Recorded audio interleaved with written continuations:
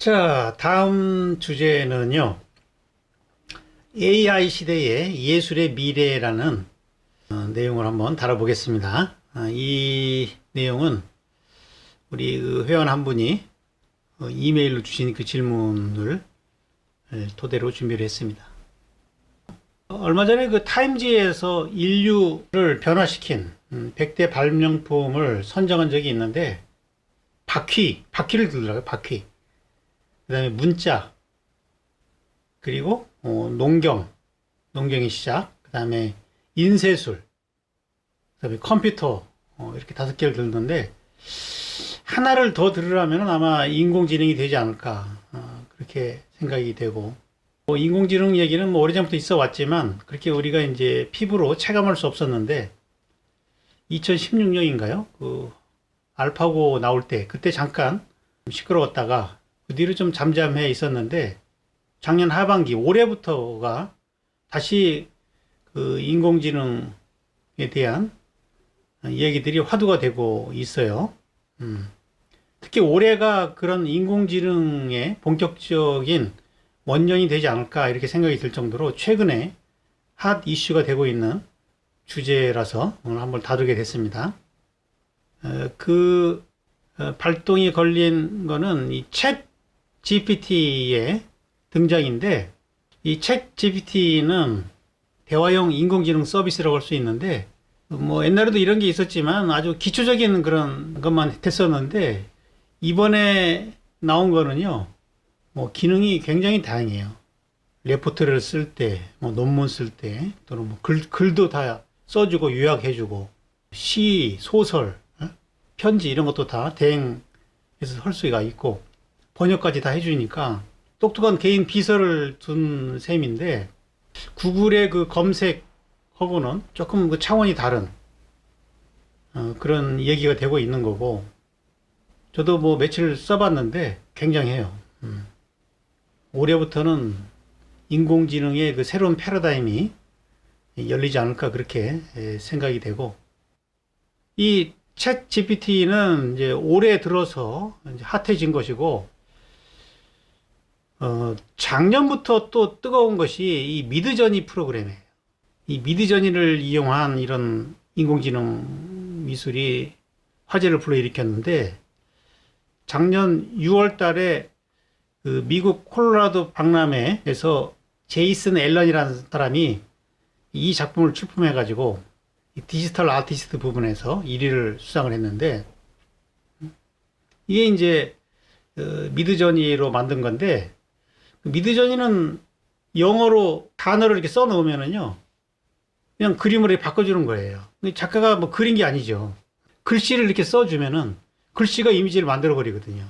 그래서 처음에는 이게 뭐 인공지능 이제 모르고 뭐 그렇게 이제 상을 줬는데, 뭐 나중에 알게 됐지만, 이걸 만든 사람은 나는 내가 보고 있는 것을 믿을 수 없었다. 마치 악마의 영감을 받은 것 같았다. 마치 초자연적인 힘이 개입된 것 같았다. 막 말만 써놓으면은 막 이미지가 막 생성되니까요. 엄청난 거죠. 한편에서는 예술의 죽음이다. 이거 이제 19세기에 카메라에 등장했을 때와 비슷한 논쟁이에요. 지금 이 논쟁은 그 당시 미술이 대부분 고전주의 작가들의 그 재현 미술이었기 때문에 이제 그것이 예술의 고유한 기능인 줄 알았는데, 카메라가 발명되니까 뭐 순간적으로 다 똑같이 대상을 재현해 버리잖아요. 그 이제 예술은 그러면 어떻게 해야 되느냐? 미술의 갈 길은 뭐냐? 이거 가지고 이제 계속 논쟁이 있었고, 뭐 초상화를 그려주는 작가들이 밥줄이 끊기고 막 이런 사건이 있었거든요. 지금 이제 그것까지 비슷한 양상이 지금 펼쳐지고 있는 거죠. 지금은 단순하게 재현의 문제가 아닙니다.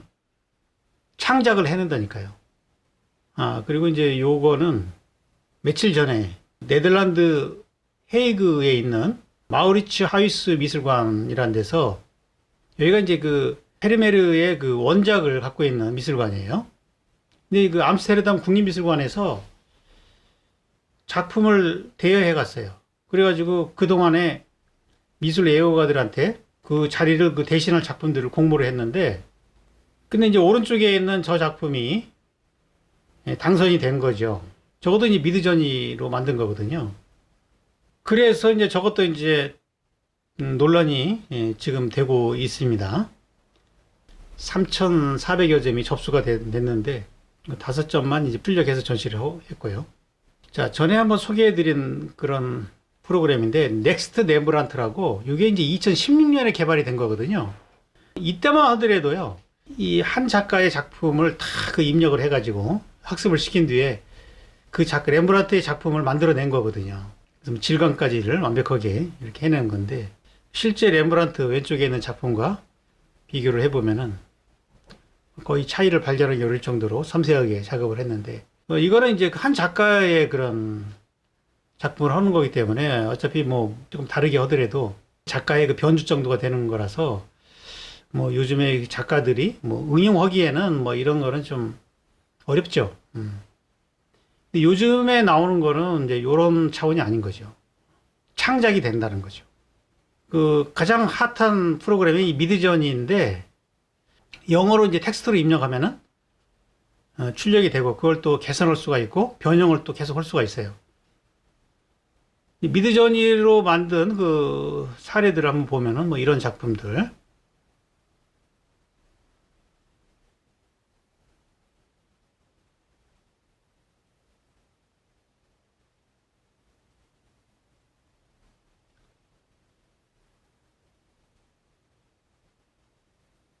그 다음에 스테이블 디퓨전이라는 프로그램인데요.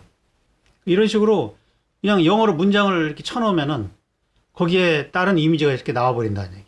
예? 그럼 또 거기에다 또 단어를 또 쳐놓으면 또 변형이 이루어지고. 그 그리는 게 아니라 계속 문장으로 쳐놓는 거예요. 문장으로. 그러니까 내가 어떤 아이디어가 떠올랐을 때 그런 그 상태를 다 그려보면은 너무 시간이 많이 걸리잖아요. 그러니까 저런 식으로 느낌을 이렇게 볼 수가 있는 거죠.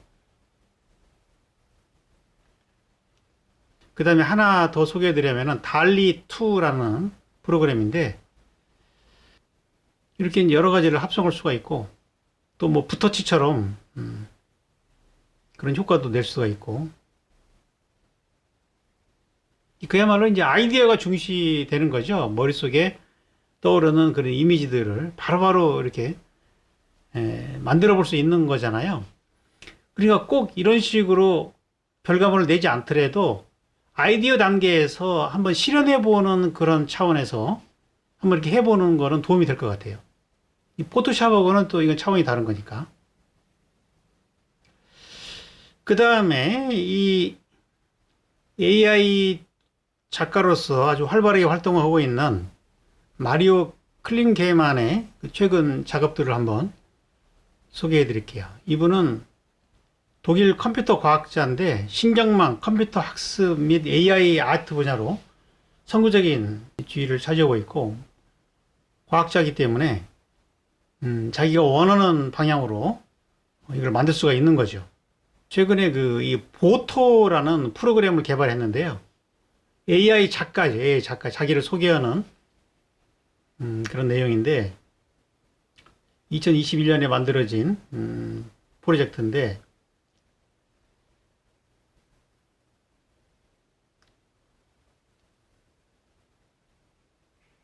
탈중앙화된 아티스트라고 이렇게 불러가지고 작가가 다 만드는 것이 아니라 알고리즘과 협업을 하는 거예요. 그래가지고 일주일에 350개의 작품 이미지를 만들어내가지고 커뮤니티를 대상으로 하루에 50개의 미술품을 공개를 합니다. 그러면은 일주일이면 350개죠. 5, 7에 35. 350개를 공개를 해가지고 거기서 투표를 해요.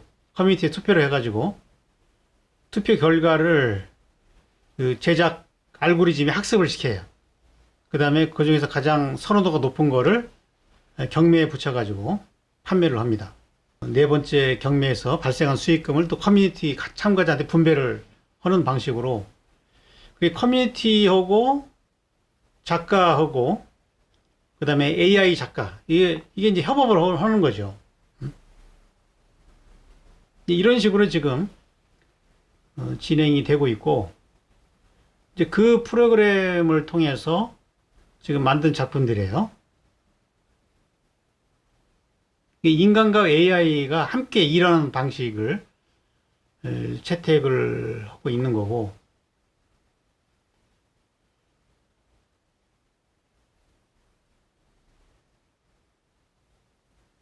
근데 이제 작품의 그 스타일이 일정하지가 않죠.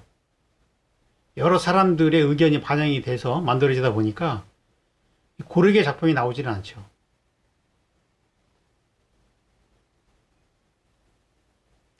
자, 이제 이런 작품들을 만들어내는데, 인공지능이 어느 정도까지를 만들 수 있는지, 그 인공지능의 장점과 한계를 우리가 볼 수가 있는 거죠. 이거는 이제 자기가 하는 프로젝트를 광고를 하는 거예요. 이런 식으로 이제 전시를 하고. 그래서 이런 방식으로 경매에 올린 지 5주 만에 100만 달러의 수입을 올렸다고 그래요. AI와 인간이 공존하는 뭐 이런 방식인데, 그러면 이제 우리는 뭘 해야 될까요? 자, 이 대목에서 제가 수업 때 해왔던 창작의 요소들을 한번 다뤄보죠. 자, 창작이 되려면은 4가지 요소가 필요한데, 예술에 대한 개념, 작가가 생각하는 예술이라는 게 뭔가. 자, 예술관이라는 거는 철학적인 거예요. 그동안의 예술의 역사를 이해를 하고 앞으로의 예술을 생각하는 그런 철학적 사유를 통해서 자기가 생각하는 관점을 갖는 거거든요. 그거는 인공지능이 따라하기 어려운 지점이죠. 그 다음에 주제에 있어서는 문제와 바람이 있어야 된다고 그랬잖아요. 그러니까 내가 살아가고 있는 우리 시대에서 문제를 찾아야 되지, 과거의 문제는 소용이 없다는 얘기예요. 지금의 문제를 찾아내야 된다는 거죠. 그리고 거기에 따른 백신을 개발하듯이 그것이 해결되게 하려는 어떤 바람과 희망이 거기에 담겨 있어야 되는, 주제에는. 그럴 때 그 바람을 가질 때 그 바람의 그 마음이 하나의 파동으로서 작용을 한다는 거잖아요. 근데 인공지능은 그게 있습니까? 마음이 있습니까? 그러니까 뭔가 바랄 수가 없는 거잖아요. 그게 빠지면은 그건 인공지능이 따라올 수 있는 거라고요. 그 다음에 3번째, 소재. 제가 지난번에 말씀드릴 때 그 소재에는 자기 삶의 체험이 있어야 된다고 그랬잖아요. 그럴 때 그것이 지시 의미가 아니라 상징 의미를 갖고 있었다. 나의 주관적인 체험에 따른 의미가 거기에 부여가 된다는 얘기잖아요. 그럴 때 거기에서 어떤 메시지가 거기에 실릴 수가 있는 것이지, 그렇지 않으면 독점적인 양식이 무슨 의미를 가질 수 있겠어요. 그냥 장식적인 거지. 그 작가가 삶 속에서 특별한 체험을 했을 때 거기서 강한 어떤 그 의지나 바람 같은 것이 실릴 수 있는 거잖아요. 이게 빠지면은 저는 예술이 안 된다고 봐요. 그러니까 개념이나 주제나 소재의 착상은 뭐 이거는 인공지능이 스스로 할 수 없는 거예요. 이건 다 작가가 선택해야 되고 해결해야 될 문제라는 거죠. 기술이 아무리 발달해도 이 부분은 해결할 수가 없어요. 단지 해결할 수 있는 거는 양식이에요, 양식. 양식은 기교의 부분인데, 이 기교는 인공지능이 훨씬 더 장점들을 갖고 있어요. 왜냐하면 기존의 화풍들을, 기존에 나온 모든 작가의 작품들을 학습을 해요. 그렇기 때문에 우리가 알고 있는 작가의 수보다 훨씬 많은 정보를 갖고 있고 훨씬 고도의 테크닉을 너무나 쉽게 발휘할 수가 있는 거죠. 이렇게 접근하면 경쟁이 안 되는 거예요, 이제는. 지금까지는 이 테크닉만 가지고도 그게 좀 새로워 보이고 뭔가 있어 보이면은 그럴듯하게 그게 막혔잖아요. 그런 예술은 인공지능을 따라갈 수가 없어요. 앞으로는 이제는 기계와 인간의 대결이 아니라 인공지능을 활용한 작가와 활용하지 않는 작가의 대결이에요. 결국 뭐 활용할 수밖에 없겠죠. 그걸 직접 아웃컴으로 내놓지 않더라도 아이디어 단계에서 활용하기는 아주 좋거든요. 그리고 뭐 일단 그 위에다가 또 리서치를 하는 방법도 있고 여러 가지 활용 방법이 있어요. 기계는 얼마든지 인공지능이 인간을 능가할 수 있다. 그러나 예술을 창작의 요소로 필요로 하는 어떤 삶을 끌어들이는 부분이나 그리고 작가의 강렬한 어떤 바램을 거기다 마음을 실는 방식, 그 다음에 작가의 어떤 예술에 대한 철학, 이거는 인공지능이 할 수가 없는 거라고요. 그러니까 앞으로 우리가 주력해야 될 부분은 인공지능이 따라할 수 없는 그 지점들을 공략해야 되는 거예요.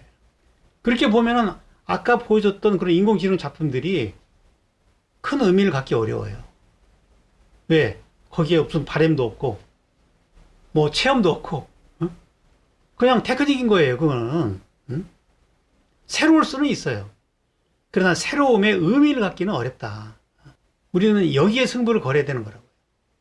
그래서 제가 지금 여러분들한테 요구하는 이런 예술의 방향이 저는 중요하다고 생각하는 거죠. 인공지능 시대에도 여전히 유효하다고 생각하는 거고. 그렇지 않고 지금 학교 교육처럼 조형 결과물을 가지고 뭐 여기가 어떻다 저기가 어떻다 이런 식의 접근은요. 그거는 앞으로는 인공지능한테 게임이 안 돼요. 그런 식으로 접근했다가는. 지금 대학 교육은 인공지능하고 붙으면은 살아남지 못한다고 저는 보는 거죠.